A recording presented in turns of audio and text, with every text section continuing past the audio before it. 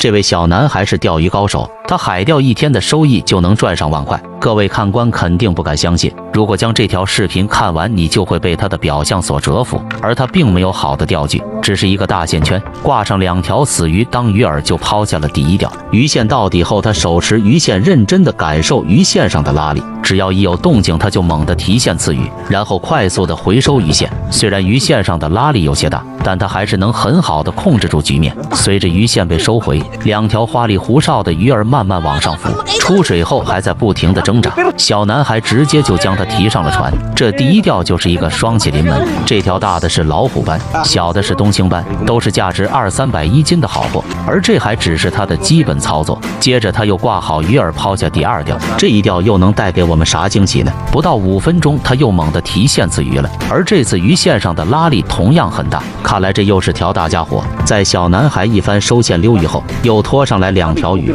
并且又是一条老虎斑跟一条东星斑。我的乖乖，这样的鱼情不发财都难啊！而海钓才刚刚开始。紧接着他又重新挂好鱼饵，抛下第3钓。今天的天气很好，没有太阳，风浪也不大，正适合海钓。而只要是有鱼饵咬钩，他都是10拿9稳。你看又来鱼了，在他一番拉锯战后，又提上来2条东星斑。如此好的收获，看得我是既过瘾又解压，真想跟小男孩去体验一番海钓的刺激。然而精彩往往在最后，这第4钓竟拖上来2条老虎斑，而且都有3-4斤一条。照这样钓下去，肯定得发财。但小男孩选择适可而止，而这仓鱼饵也没让他失望，卖了19520比索。